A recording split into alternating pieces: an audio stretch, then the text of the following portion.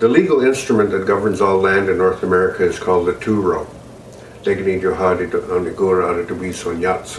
Two-row wampum, which is a white belt with two rows on it.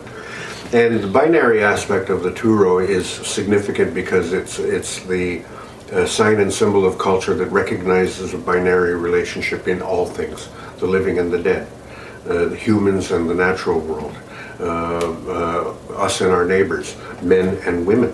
There are binaries all over the place, and applied to the relationship between the settler populations and the indigenous populations, it says that all lands are under the protection of our future generations, a freehold estate, right? And we have a say over everything that's under our jurisdiction.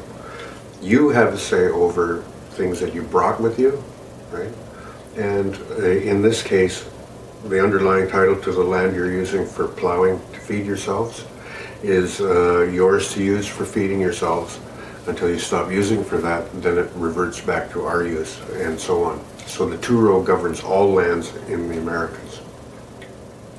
It's recognized as that too, even by out west. People will say there's only one treaty that matters, and it was made a long time ago in the east.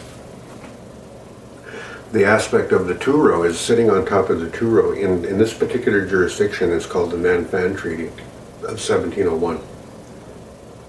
And the Nan-Fan Treaty clearly designates a territory that begins at Lake St. Louis, Quebec, right near Montreal, 400 miles south, 800 miles west, 400 miles north, and 800 miles back to Lake St. Louis.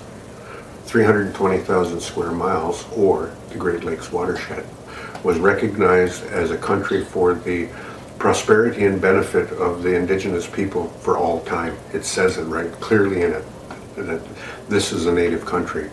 And our elders viewed the Nan-Fan Treaty as a treaty of protectorate that said that the British Crown was allowed ingress into that territory to travel through to where their settlements were, such as Fort Michilimackinac, Fort Detroit, Fort Erie, and so on.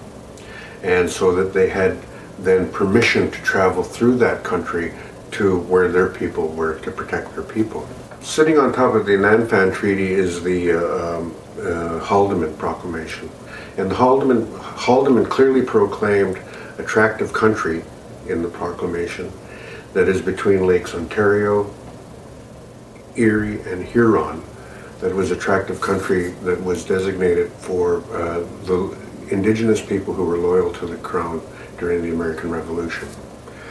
On top of the Haldimand Proclamation sits the Haldimand Pledge.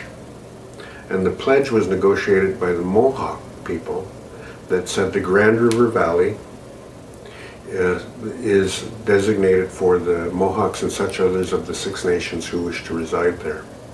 And as settlement happened after 1784 in the Haldimand Pledge Tract, or the Grand River Country, Ouse is the name of the Grand River in Mohawk.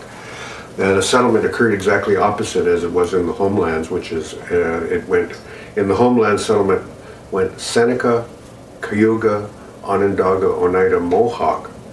In the Grand River Valley from Port Maitland through to Dundalk, it went Seneca, Cayuga, Onondaga, Oneida, and Mohawk. So you had from Port Maitland to Cayuga Senecas, and there were Delawares in there. From Cayuga to Caledonia, it was Cayuga country. The Onondagas were down by Middleport. The Oneidas were over here by Canesville. And then from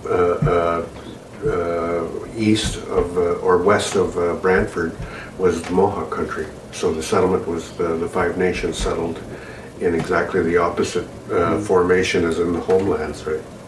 And the pledge is around 700,000 acres and so on. So the idea was, with the border of the Haldimand being the northern border, and that's why Burlington was the actual capital city of the Haldimand country. That's where Brant set up shop. You want to come into our country, you go past him first, right? And so that the ingress into the Haldimand country meant coming through the Niagara Escarpment. And that was the basis of the dispute with the Crown, which was we did not grant you permission to have ingress through the Niagara Escarpment through the Red Hill Valley.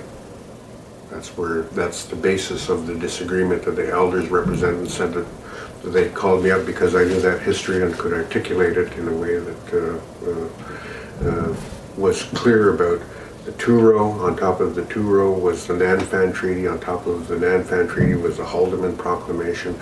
And on top of the Haldeman Proclamation was the Haldeman Pledge.